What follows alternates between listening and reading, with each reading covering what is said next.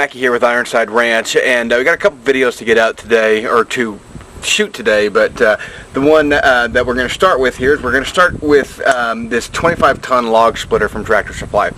As a general rule, I don't like to do a lot of reviews on equipment, but in this instance I was kind of excited about this, and I just kind of want to let you guys know what was going on, and if this is something that you're looking for your little homestead or your farm or whatever, this might actually help you out.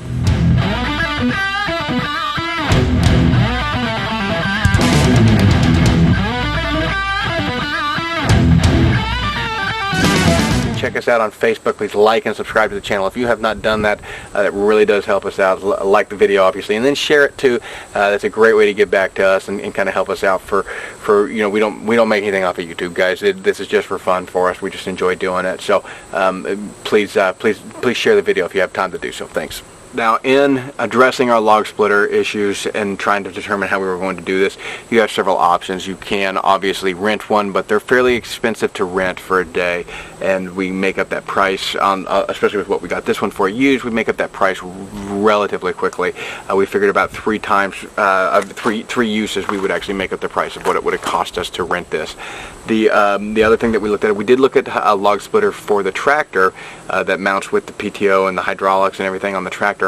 The downside to that is that it puts a lot more wear on the tractor. We're adding hours to the tractor because this is just, you know, it's sitting here getting long hours of use, so we're going to use it. We're going to run it for 8 hours, and those hours do just add up on the tractor. And so in order to keep wear down on the tractor, having a secondary motor on something like this that we can actually just rip off the motor and replace that with any type of motor that we can find that's an equivalent size, 6.5 horsepower, 196 cc. Sorry, you can hear the dogs barking and an airplane going over. So the horsepower on this is very easy to replace with a new motor, even if we had an issue, and they're inexpensive. So it's a lot nicer than having a bunch of wear on the tractor. We've been looking for about a year or so for log splitters and doing our research, figuring out what brands we wanted to go with, what the difference was between something that's a real high quality brand versus a low quality brand versus something in the middle like this 25-ton from County Line. We really weren't able to find a good determination as far as what makes the difference. What really seemed to matter is the motor, and most of the motors were going to be something like a Kohler, Briggs & Stratton, Honda, something like that. And so they're all really good quality motors, and then you look at the hydraulic pump after that. The hydraulic pumps are simple. There's not really a lot to them. So even the low quality one versus the high quality one, I'm not convinced that there was a huge quality difference between them. And more than that, they're fairly easy and inexpensive to replace should you need to buy a new one. So even that aspect of it, okay, we can overlook that. So I guess the difference that we found between something that's a more high quality log splitter versus a mid-level or low quality log splitter was obviously the price difference, but some of these wear components, something like a hydraulic pump, hydraulic lines, things that are going to eventually wear out that we need to replace on these, those might be built a little bit more robust. And the question was, did that justify the cost difference between them? And so what we ended up coming to is that if you're looking at something that's a much higher end one for $3,000 versus something like this that runs about $1,300, $1,400 after tax, brand new, that $1,500 difference can be spread out over the course of time via parts, and $1,500 buys you a lot of parts for something like this. So it ended up being to where I wasn't convinced that it was worth it. So if you're looking for a log splitter, I do highly recommend this. Now, I've had my issues with County Line. We have a post hole digger for the tractor, post hole auger for the tractor, and the quality on that is absolute crap. I've not been impressed with that, and you wouldn't think that there'd be that much that can go wrong with a bar of steel and a gearbox, but from day one on that, the gearbox has leaked, and we've had a weld pop on it on the main bar that I've had to re-weld. All that within about 60 days of owning it, and so we were really disappointed with that. Really disappointed with County Line and Tractor Supply's response as far as their customer service on that. Even when we posted a negative review online, Tractor Supply took it down and said that it wasn't relevant to the product. Thought that was interesting. So very disappointed with the way Tractor Supply handled that, as well as County Line. But in this instance, we've been very happy, and I'm not going to sit there and threaten to take my business away. Some stores screw up, things happen. It is what it is. But this is still an affordable product in the price range that we were willing to spend. And so the next question that we came to was what tonnage did we want on this?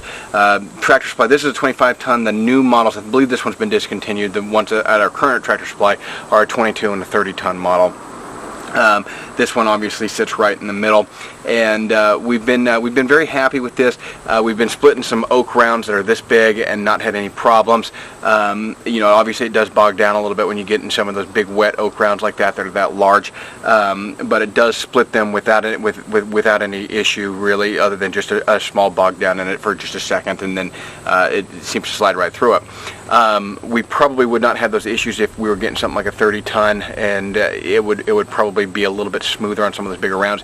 The downside to it is you do sacrifice a little bit of cycle time. The cycle time on those larger ones are slower, simply because the hydraulic pump is pushing more fluid in that ratio, and so it is going to slow the cycle time down.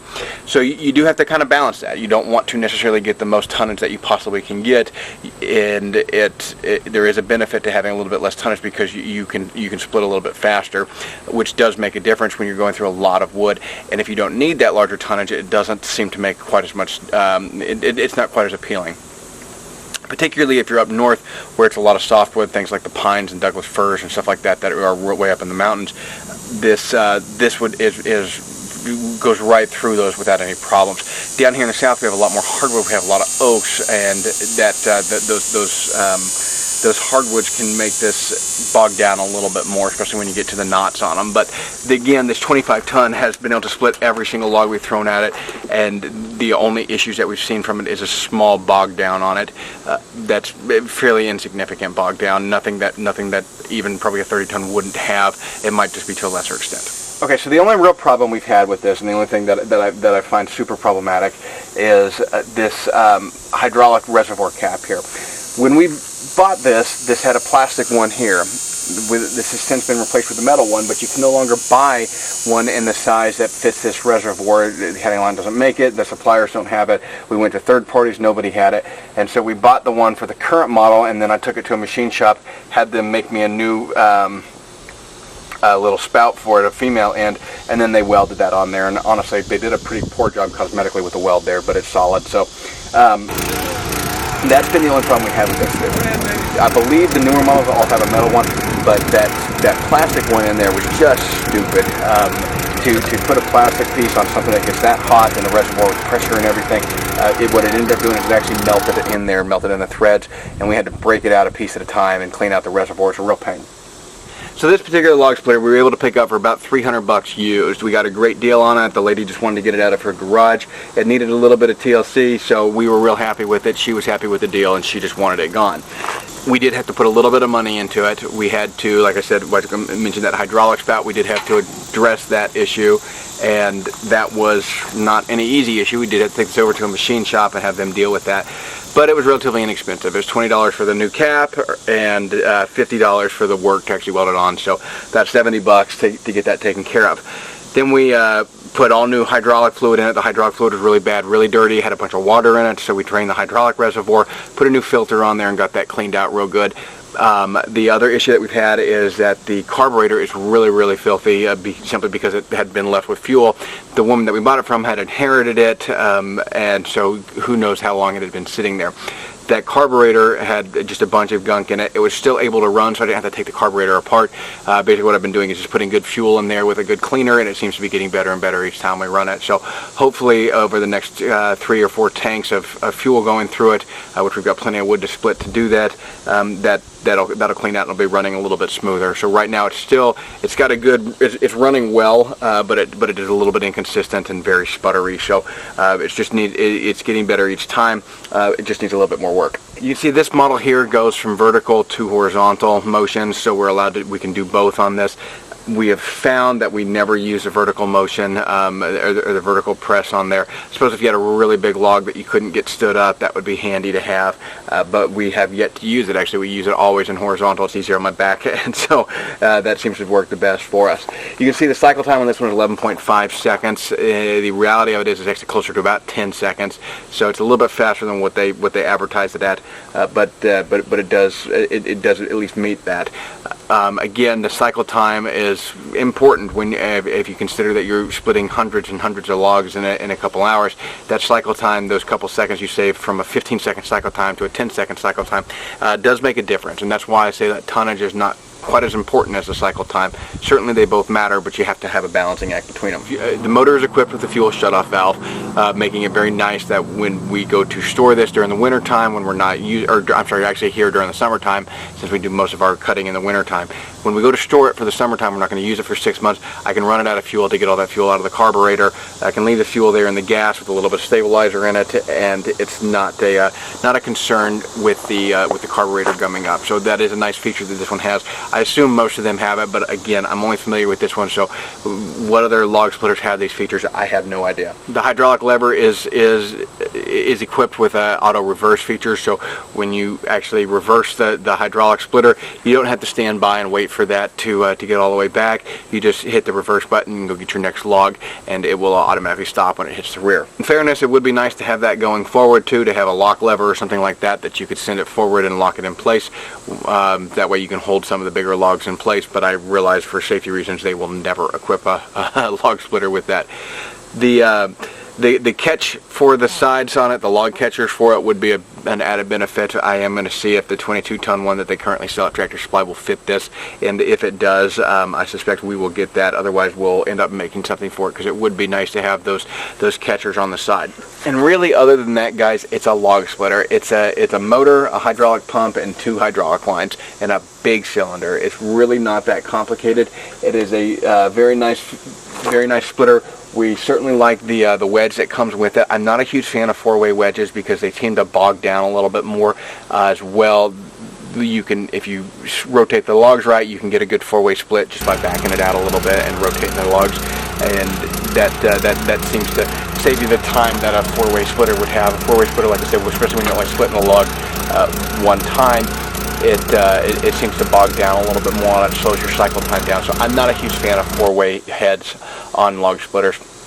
If you were doing this professionally or something, I'm sure that would be a different story, where you have a much bigger tonnage splitter and that can handle that. And maybe if you're doing a little bit more consistent log sizes. For us, because we take all our logs here off of the property, the log sizes are going to vary from this big around all the way to several 2 feet in diameter. So some of them are really, really big that we put in here, and so it's nice to have that little bit more control of that splitting. We split the majority of stuff that we get, even if it doesn't need to be split, simply because split wood will dry faster, it will stack better, and it will burn more efficiently in the fire. And so that for that reason, we split things even if we don't have to. Even logs that are this big around, I go ahead and split them, and we get that center of that opened up so it does dry a little bit faster. The downside to splitting that, obviously, is the time involved with it, but it's a lot less work than doing it with an axe, so I don't mind splitting those smaller things. So we don't necessarily split everything, but we do try to split the majority of what we burn, and to get it to dry a little bit faster. Just makes things go a little bit more efficiently, and it's really not that much more time, especially when the kids are bringing the little logs over to me. Lastly, the maintenance on these things is fairly simple. It's, again, keeping good fuel in there, keeping your hydraulic fluid clean and changed out regularly. I don't necessarily change it every year, but periodically I would go through and change that hydraulic fluid out. It costs about $70 to change it out with a 5-gallon thing of fluid. I think this one takes 4.5 gallons total, and so a 5-gallon thing of fluid is about $50, and then you look, or today's price is about $50, and then you look at a new fuel filter or a new hydraulic filter, about $10-20 or so. So keeping that change probably every 2 years or so would be a good idea. The last thing I would do is I would change the oil every time before the new season. I would just put new oil in there and get the oil changed out. I think that wraps us up, guys. I wanted you to have just a good feel for this 25-ton log splitter. We've been really happy with this size, so bottom line is, I think I'd save the money and stick with something like this County Line doing it again. I've been very happy with it so far. We will update if we have any issues with it, but I think overall the quality is there. It's a very robust machine, so it doesn't feel cheap or flimsy in any capacity. The size for it, I think it's probably a negligible difference in all reality, so I would probably spend more what was in my pocketbook rather than worrying about getting a much bigger log splitter. This 25-ton does everything that we've thrown at it without really any problems, and again, the cycle time is something to consider on that. So I think if I were to go buy a brand new one today, I would not see a huge benefit in getting a 30 ton. I think I would probably just go get the 22 ton and be done with it. So let me know if y'all have any questions or any comments that you want to throw down in the comment box. If you have other brands that you've liked, that you've enjoyed, anything that seems to suit you well, any features that you like about your log splitter versus this one, or vice versa. Happy to hear them, and love listening to that stuff, guys. So please just throw it down there and let us know what you think.